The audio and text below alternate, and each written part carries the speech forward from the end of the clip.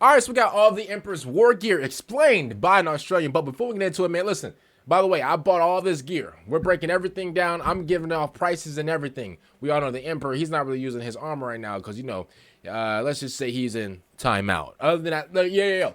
If you guys want to buy it or whatever, make sure you guys like the video, subscribe to the channel, and also make sure you guys follow my Twitch down below. And yeah, get ready for these prices. G'day guys and gal. The Emperor of Mankind is the man of Warhammer 40k. Pretty much everything that has happened in the setting can be traced back to him in some form. True. The Chaos Gods are scared of him, countless near infinite Imperial citizens worship him, and every single problem the galaxy has is partially his fault. Which is counterbalanced by the fact that all the dope shit that has happened is also partially his fault. He caused all of this mayhem whilst wearing some serious drip. He's him. And using some pretty obscenely overpowered weapons. He's him. Love him or hate him, the Emperor has some serious style. He's but him. his gilded gold bling isn't just for show. Each piece of his war gear is a unique, wildly powerful specimen, giving its wielder immense power, and that is worth talking about. Before we get started, as I announced on Monday, the most badass major mini I've ever produced is here.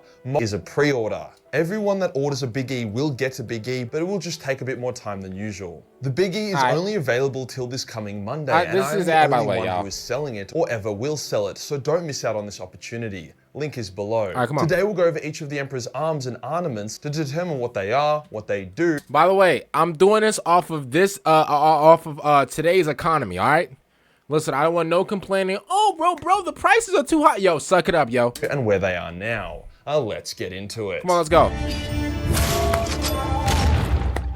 The Emperor's war gear is featuring more and more in the current. Let me just say this. I don't mean to pause it so early. Listen, for the shoes, the shoes are at least 5K. That's all I'm. Listen, I bought all this, by the way. Like, yo, my bank account, bro, is screaming for help, yo. Please, I need my money. I need it. That's what my wallet is screaming right now, bro. It's in pain right now. But listen. It's okay. We got it. We got it. I'm reselling everything. We're going to get the money back, bro, ×2. I'm about to finesse everybody right now. The shoes are at least $5,000. If you don't got it, I'm sorry. Somebody else does. Or with G-Man having the sword, the Lion having the shield, and so on. I read somewhere that each of the returning loyalist Primarchs would receive a piece of the Emperor's gear, with the Lion's new shiny shield being a new creation that was backdated to receive some lore. So we can expect GW to pull some shit out of their ass and create new Emperor ornaments for some, if not all of the returning. That sword's at least, I think that sword's at least $100 to $200,000. And that's all I'm going. It's between 120 to 200,000. You got to come up with your own price though. Like, you know, and to be honest with you, that is my job, but you know, I just want to make it easier for everybody else here. So if you got like 150, you know, and somebody else got like 175, whatever, I can kind of like, you know, make the decision of like how much I want. But you know, like if we're cool or whatever, then I could definitely, you know, offer you a deal. A deal. Marks. Let's start with the sword, his greatest and most used weapon, and something that has been in the lore for some time now. Yeah. No matter the time, place, or setting, flaming swords are fucking cool, and the Emperor's one is sick. True. It's a perfect blend of psychic might and technological prowess, as fundamentally, it's a very well-made power sword, as you can see by the power nodes running down it. It takes elements of Dark Age of Technology stuff, which explains its extreme sharpness and durability. However, it has been massively modified by the Emperor to allow him to channel his psychic might into it. Those flames are purely psychic, which give it an entirely new level of power. See, the sword is the ultimate demon killer. Whenever it cuts a demon, the raw might of the Emperor burns out its essence and permanently kills the demon, which in turn permanently kills a piece of its chaos god. There aren't many things in the setting that can permakill demons, but the Emperor's sword is one of them. Thus, demons are shit scared of the sword, as it turns the great game into less of a game and more of a holy shit, I'm not actually immortal. And this is why that sword is between $100,000 to $200,000. Bro, that thing can just wipe out a demon, bro. Obviously, bro, Majorkill, he's providing like the long descriptions. I'm giving you guys, yo, I'm just saving time over here because we all know time is money. We know that.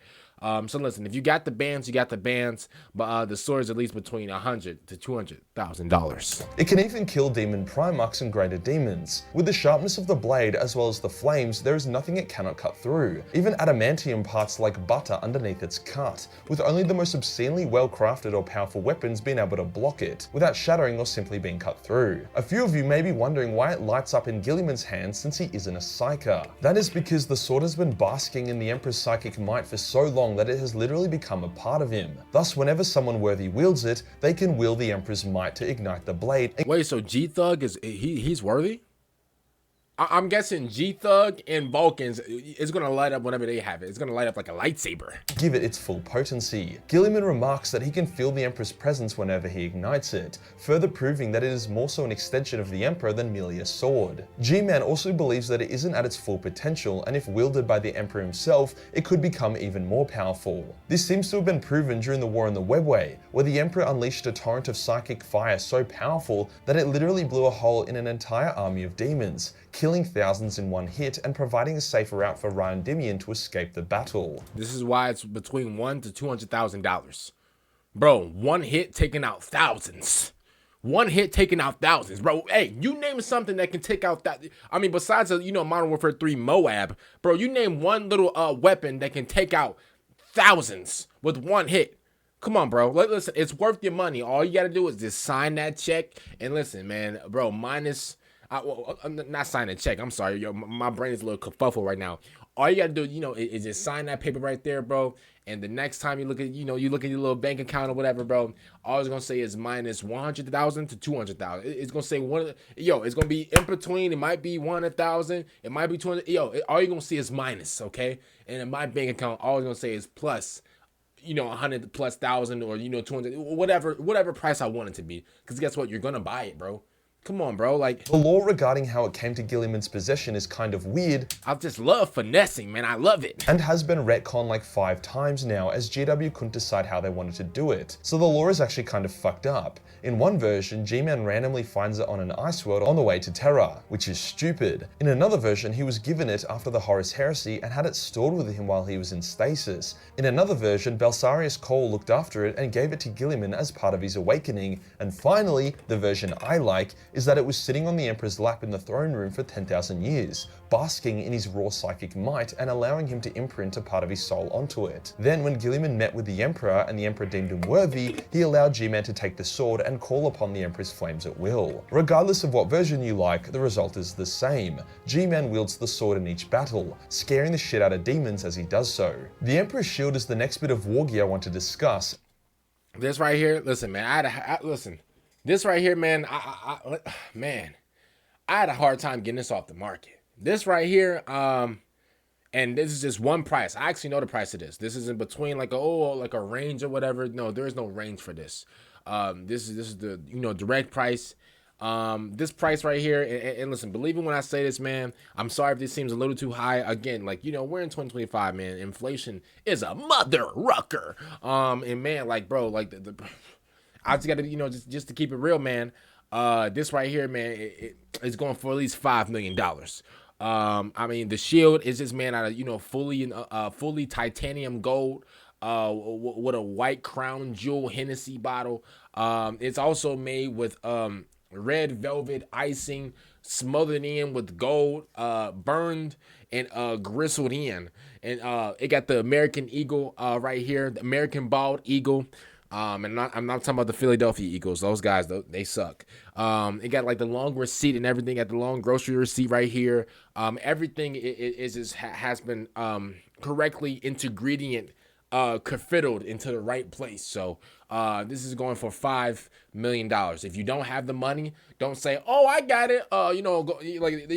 Just get away. Okay, this is for millionaires only. If you got the $5 million and you want this, bro, hit my line. But yeah, so far, man, $5 million. I got a lot of people actually blowing my phone up as I speak right now, but it's just I'm doing the video. I'm trying to promote all this, so I gotta decline calls and stuff like that. But yeah, $5 million, $5 million ballers. And despite being an original creation for the Lion, it wasn't just conjured out of nowhere. See, the design of the shield is almost the exact same as the one on the Emperor's pauldron in official art. However, it's not clear if it was taken off the armor and then psychically resized itself to fit the Lion, or if that was based off the shield that the Emperor used to wield into battle before he swapped it for a talon. After all, good fucking luck holding a shield with an arm like that. What we do know is that upon beating the Emperor's Warp Guardian and claiming the shield, the Lion received a vision from the Emperor's perspective of him wielding the shield before a legendary battle. So at some point, the Emperor used it before he decided he could just have a psychic force field around him at all times, and that shields were pretty obsolete. While the power of the shield isn't as obvious as a flaming sword, it's still extremely valuable. It appears to be able to reflect the force of an attack back upon the attacker, which is very handy for stronger opponents. It also seems to be extra effective on demons or warp creatures, with the line using it to destroy the Emperor's Guardian of the Shield and then going on to bash Angron's brains out with it, banishing his brother. Angron doesn't banish easily. It took Sanguinius a fuck-off huge battle that ended with him ripping out Angron's butcher's nails to banish him, so for Old Man Lion to be able to do it with a shield shows just how much punch the shield actually has. The Lion's victory over Angron was only really possible due to the shield, as it absorbed then reflected Angron's massive attacks. Without the shield, the Lion would have been fucked. The theme seems to be that the Emperor's weapons and armaments is what evens the playing field between the loyalist Primarchs, who are mostly unchanged since the Horus Heresy, and the traitors, who have been turbocharged with raw power. Next is the Emperor's Talon, or Lightning Claw. As this hasn't returned to the setting, the lore regarding it is a lot slimmer than the other weapons. Hit like the claws that he got. You know, to be real, man, like it really took a toll on like the person who was actually making these lion claws and stuff like that, man. Like, bro, the guy who was actually, you know, who made these like claws and stuff like that, man, he actually got in a coma for you know, just from exhaustion. And I think right now, I think he's awake right now.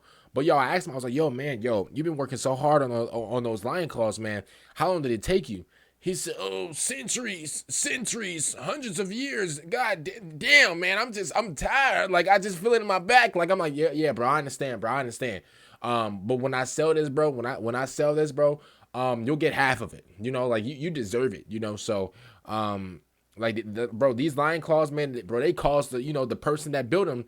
He was counting sheep for years. You know, he was slumped. I'm talking, bro. Mike Tyson, bro. It felt like Floyd Mayweather and Mike Tyson just came through and just hit him with a synchronized left hook, and then he just counting sheep and everything. Like he just went in the air like these, and he was just asleep. Like that's how exhausted he was. Like he was just counting stars at that point. But don't worry. Like, you know, whenever I sell this for $2.5 million, you know, he's gonna get half of it. You know, obviously, you know, I'm gonna get my half because, you know, I sold it. But yeah, man, like, yeah, definitely $2.5 million. You know, just in case anybody wants to know. So for the shield, like I said, the shield is $5 million.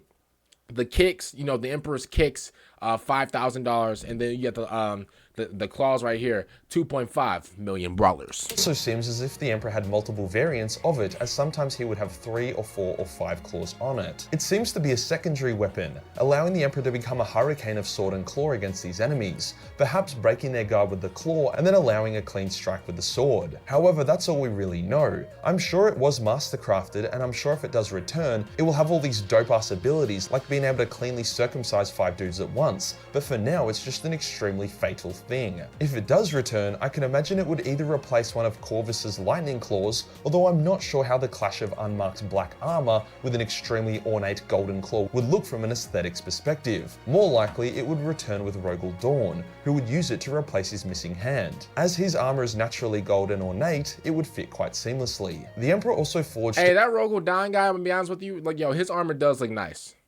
I'm not gonna say anything, like, I'm not gonna hit at all. His armor looks fly. Twin set of spears during the Age of Strife, the Apollonian spear and its twin, the Dionysian spear. These would later be given to Constantine Valdor and Leman Russ during the heresy, but since it was created ages before this, we could say that they were originally the Emperor's weapons. The Dionysian spear gave the truth to those it cut, whilst the Apollonian spear gave the truth to the wielder whenever he made a cut or stab. Valdor was able to use the Apollonian spear to determine his location on the vengeful spirit by stabbing the ship, so that was pretty handy. Constantine left his spear with his Custodes before he vanished, whilst Russ stored his spear in the tomb of a fallen space wolf who used it to help defeat Magnus the Red, you know, on one of the billion occasions where the space wolves kicked his ass. It occasionally gets brought out as a space wolf relic for whenever some nerds need to be shown their place, but for the most part it's gone and buried. With Valdor's imminent return, as well as Russ's return also on the cards, it's likely both Primarchs will end up with their spears being returned to them at some point. Next up is the Emperor's Bolter,